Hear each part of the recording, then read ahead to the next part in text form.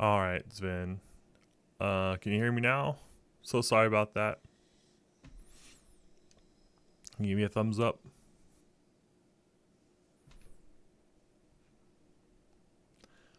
Let's see, is there a way for me to see it? Oh man, well, okay. I think the sound's working now, and I apologize. I was saying some really good stuff there for a minute. So sorry you missed out on that. It was super, super interesting. All right.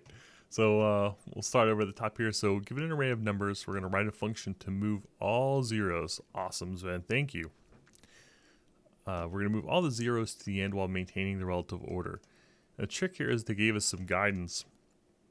They say we need to do this in place without making a copy of the array, and we need to minimize the total number of operations. A naive way to do this would have been to basically go through, whenever I see a zero, just shift everything down to the left and then tack this on the end. But the problem with that is that that's going to involve, moving. So if you see the number 12, if I were just to do that, I would end up shifting it once for the first zero, twice for the second zero. So moving that twice, which is just doesn't make sense. So what I'm thinking is basically keeping 2 pointers. One pointer to the next empty space, and then I'll only basically it'll iterate through the current item, and then I'll only move each number once, and then I'll pop in zeros there at the end as needed, and that will do the transformation in place without making a copy, and that will be the total that will limit the total number of operations to the minimum required. I'm curious about the hints because I think I understand the problem, but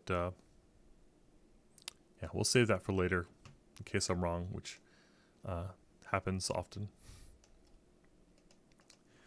All right, so we're gonna do our old pal for loop, and I should say before I even get started, the runtime of this is going to be O of n because I'm only going to loop through the array once, and n is the size of my array, size of my input, and that's it. And I don't believe there is any sort of faster algorithm because I don't see how I could do this without looking at least at every element in the array. So that's our best case, and that's what we're going for, and we're also minimizing memory and work to do. So hopefully we should show up pretty high in the results at the end of this problem. So to do this, I need I, which is going to represent my current index, the number I'm looking at. And then I also need to know, call it the swap index. And that will be the place that I'm moving the next number to. And yeah, that's fine. I less than nums.length and I plus plus. All right. So what we'll do is if nums.i equals 0, then what do? We set the swap index equal to I. Oops.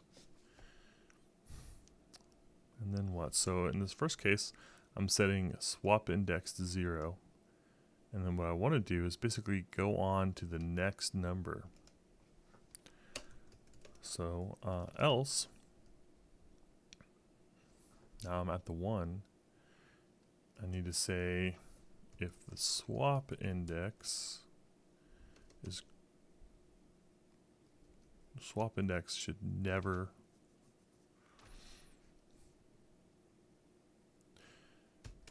be greater than my index, so I just need to make sure it's been set at all.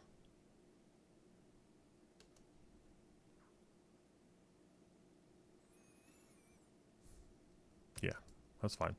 So I'll say if the swap index is greater than -1, and I may end up setting the swap index to -1 afterwards to make sure I don't kind of double swap there. But I'm not quite sure how this is going to work just yet.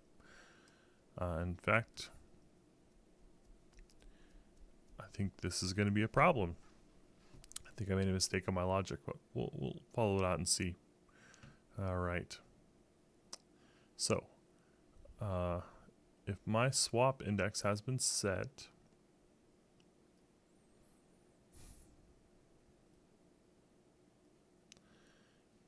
then what I need to do, so I'm looking at this situation where my swap index is set to 0, and I am now at index 1 with I. So what I want to do is set nums at swap index equal to nums at I. And then, excuse me, my swap index needs to get set to I. So I'm basically marking my current spot as being empty. The problem that I just realized is if I have 2 zeros in a row. So if you have any ideas on how to handle this better, I'm all ears. But if we change my example here and say 0, 0, 1, the way this current algorithm is going to work, it's going to say, are you equal to 0? Yes. So my swap index is equal to 0. Fine. Next iteration, come back around, is num I equal to 0, and the answer is yes. So swap index equals 1. So that's even another problem that I didn't account for. And finally, we come back around and we say swap index, or nums I equals 0, no. Swap index is greater than -1, and the answer is yes. And so what we're going to do is then swap nums at I, which is swap index 1, so our array becomes 0, 1. And then this is still set to 1, but we're going to set the swap index to 2. So there's things I like about this, but what I'm really realizing is I kind of need like a stack. And then what I'm going to do is, or rather a queue. So let's change this again. So now we're going to think of this as a QUE. All right, we're going to leave it blank to start. So the first time we're going to see at 0, we're going to queue up its index. The second 0, we're going to queue up its index. And then we get to the third one. Remember, this is the, call this index queue.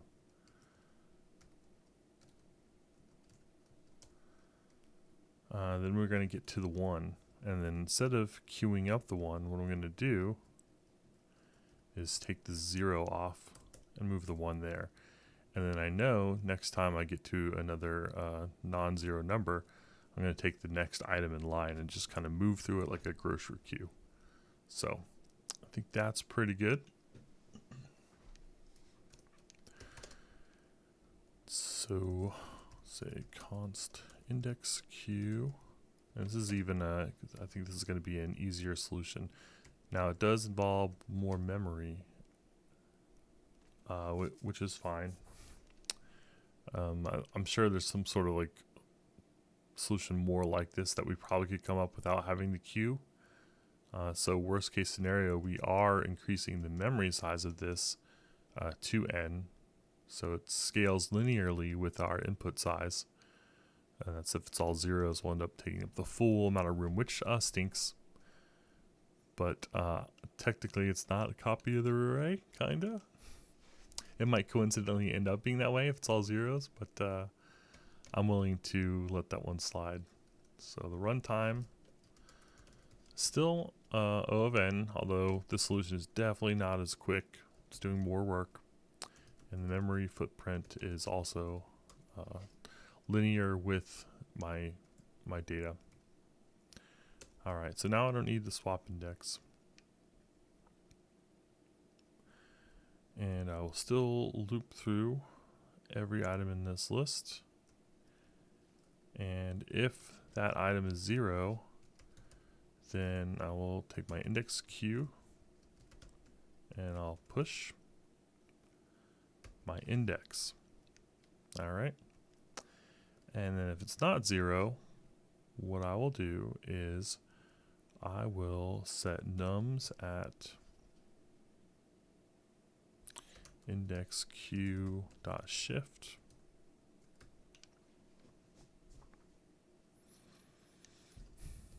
Now I would be better off with a linked list here rather than an array in JavaScript, but you know, I kind of don't care. So this is going to end up doing, depending on the implementation that gets used underneath, it's going to end up doing some nasty work I don't like, but I think it's going to be fine for this problem. So we're just going to let it ride for now. And if we feel like optimizing, then we could do that. We'll see. Let me know. Do you want to see it optimized? Do you want to see a linked list instead of array? Let me know. Otherwise, if that's terrible, bad, boring, then let me know that too. All right, now the last thing we need to do here is basically fill in the rest of the zeros. So let's take a look at our solution again. So what we're going to do is I'll set an I here in our index queue. So when I equals 0, then we are going to add to our index queue I equals 1. We add 1. I equals 2. Now we're going to pull that off. And I guess I should keep the state of the array here too. So at this point, we're going to look like this.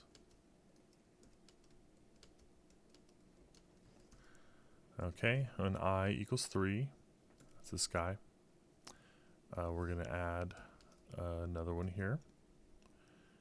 And then when I equals 4, which is that, we're going to pop this thing off.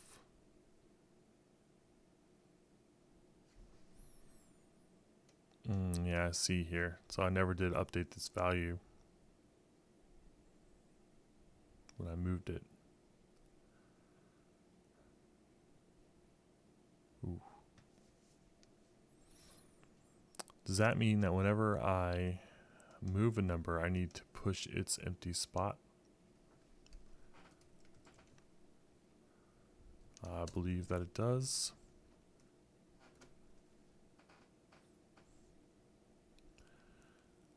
All right, so let's try this again. We're going to go back over this again. All right, just make sure we got it right, because if it doesn't work doing it manually, it's certainly not going to work when I automate it. So I is 0, we're going to queue up that I.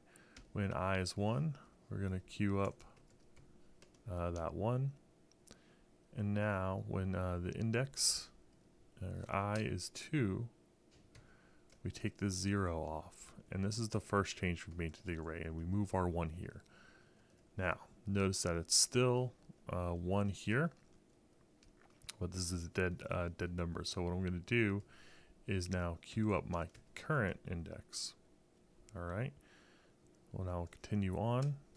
We're at this element, which is 0. So the index queue gets another one. Now we're at this 3.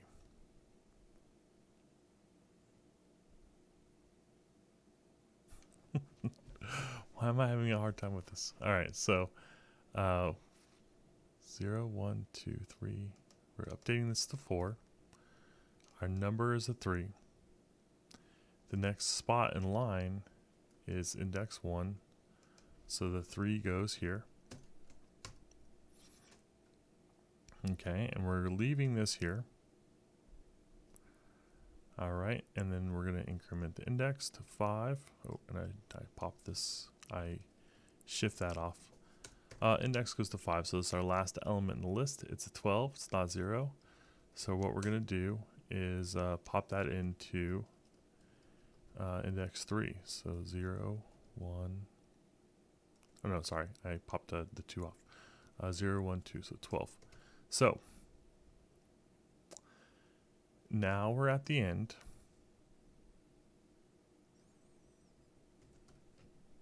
Of our array, and we can see our array is not in a good spot, but you and I know that the rest of these should be 0.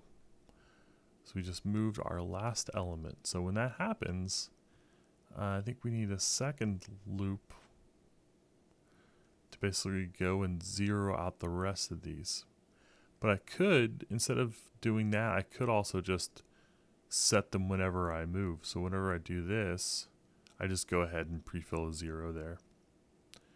That could mean that I end up doing more writes than I need to, but it saves me from that second loop.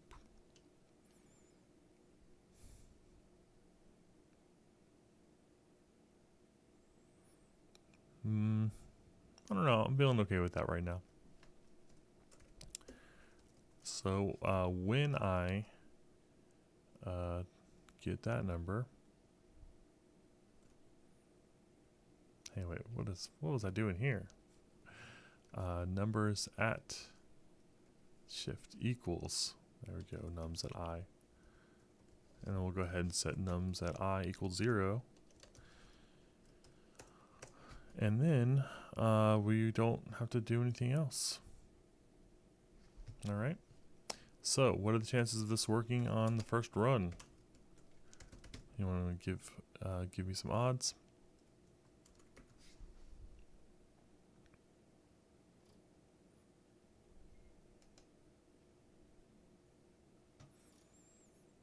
Yay, so that looks good.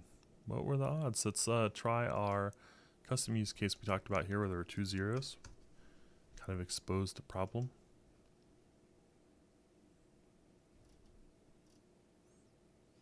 Okay, I think we got it. Let me do a little bit of cleanup here. I think this is going to be good. I don't think this is going to be an award winner when it comes to operations or memory. But we'll see the results here in a minute. This is my favorite thing about LeetCode. It shows you, if you're not familiar with it, it shows you how fast you are compared to other solutions and how much memory you used. It also keeps your ratio of submissions and how often you got it wrong. So my percentage has just gone down because I didn't account for the case where I just have a single input, which is weird. So if we're just having a single digit, a 1 here, and what happens? So your number link's fine. We'll do our stuff here. So if the numbers at index equals 0, if the numbers at I, which is 1, equals 0, it does not. Okay, then we have to move it. Okay, so what I need to do is basically only move it if index q.length is greater than 0. Okay. So let's see, we should get a 1 here. Okay, so the problem did not work the first time. This is a good catch. We try the sample inputs. And you can actually do multi-lines here, which is nice. Figured that out the other day.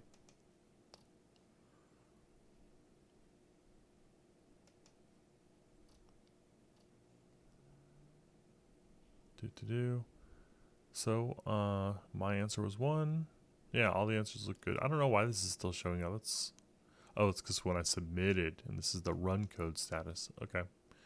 So now we got it.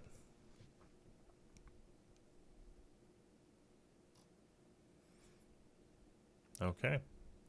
So we can go see more details and see information. And this is where I am. My runtime beats 99% of JavaScript submissions. What else? Okay, I see some bars. If I go back to problem here, it actually takes me to the view I'm used to where if you submit here, it will show you some percentages about memory use and runtime. So here it shows me that I only did 33% faster than other JavaScript answers, and my memory used less than 17% of submissions. So not fantastic. And then I like to come over here and take a look at how other people did it. So 3-line Java, log of n, and they did better than 100%. So let's take a look at this. So they keep 2 indexes. So this is kind of like the approach I was talking about. They go through each element in the array. 3 lines. And then if nums at I is not equal to 0, then it increments. So this is what I was going after, but when do they set j? And they fill in the rest. But when does j get set? Oh, j++. Oh, yeah, that's smart. Okay, so the deal is, wow. Okay, so the deal with j is once you move that first item, then you know everything that will always be the next spot that should be filled in is, yeah, so that's slick. Okay, well, that's cool. So my spouse is awake. I hear some movement around there, so I'm gonna go make breakfast, and then I'm gonna be back later. And I think we're gonna try working on a project. I'm gonna try doing some QIT programming today, which is a podcast search engine, and then later looking at doing some Golang programming, which I'm not proficient in. Doing some peer programming with the Mad Viking God on a Kubernetes linter. And I also know nothing about linting and very little about Kubernetes, so it should be an action-packed learning day. All right, thanks for stopping by. Sven, special thanks for helping me out there. All right.